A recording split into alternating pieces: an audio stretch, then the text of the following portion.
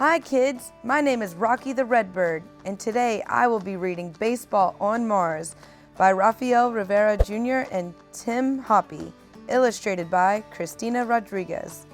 Boy, was Dad mad. His chair was missing, and it was not just any old chair, it was his lucky chair. It was the chair he sat in when he watched baseball on TV. Every Saturday afternoon, Dad put on a New York Yankees cap and sat in his lucky chair to watch the game.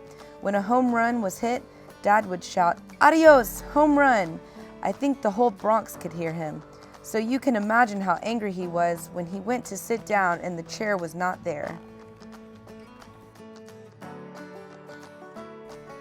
From out in the backyard, I heard him shouting my name, "Roberto!" Whenever Dad got excited, he would speak Spanish. He was speaking a lot of Spanish as he walked toward my rocket ship to get his lucky chair. I explained to him that I had to be comfortable on the long trip into space. Plus, I told him, an astronaut has to be seated when he blasts off. He yelled, "This rocket ship won't fly." That's what he thought. I had collected scraps of wood, an old barrel, and a few boards off the back of the shed. Dad still didn't know the boards were missing.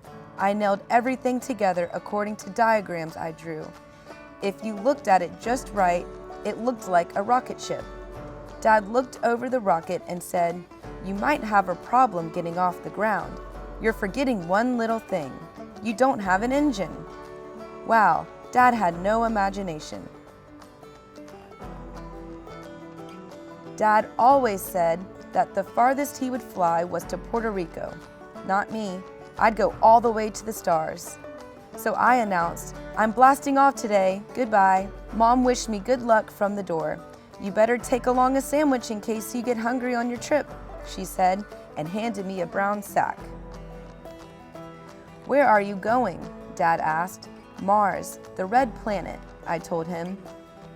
As he started to walk to the house, he told me to return his lucky chair before the baseball game. Because an astronaut should always have a co-pilot, I asked Dad if he wanted to ride along. He thought it over, then thought about it some more.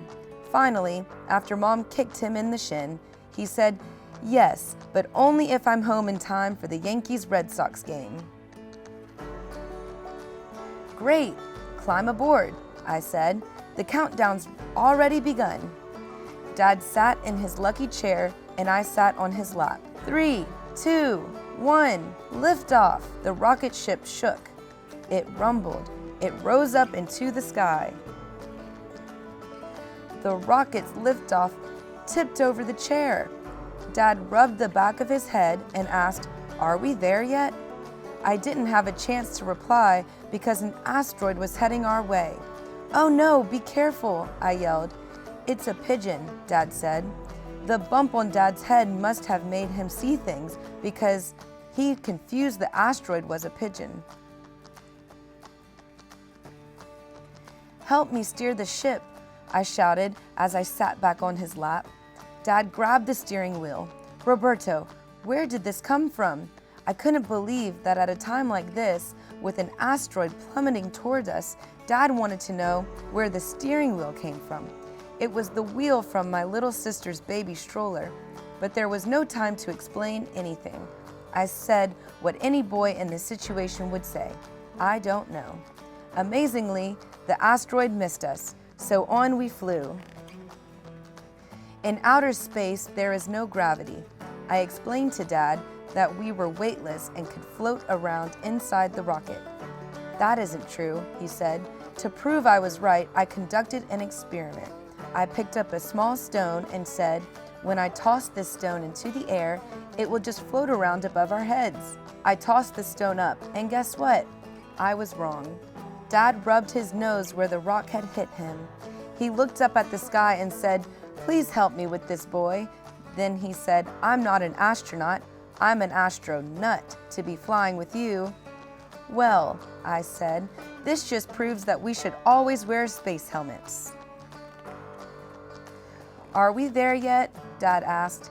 He was a little upset, but he quickly cheered up because I told him we had landed on Mars. It was an incredible sight. The sky was pink.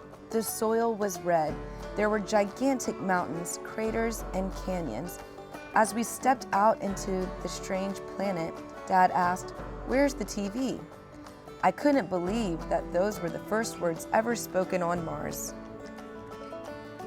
From under the chair, I grabbed 2 gloves and a ball.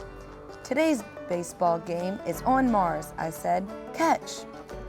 The only place Dad runs to is the refrigerator when commercials come on during the baseball games. So I couldn't believe my eyes when I threw Dad a pop fly and saw him bounding over the red plains of Mars. He looked like a galloping gazelle. "Great catch," I yelled. He threw me a pop fly. After I made the catch, he called, "Good job." And that's what we did. We played catch all afternoon.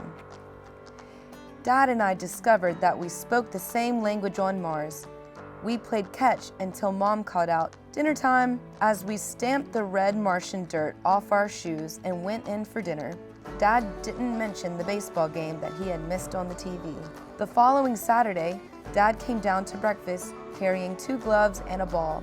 "Want to go to Mars?" he asked excitedly. "Yes," I said. When we boarded the rocket ship, there were 2 chairs inside. 1 lucky chair for him, 1 lucky chair for me. The end. And that's the end of this book. Remember, kids, keep reading.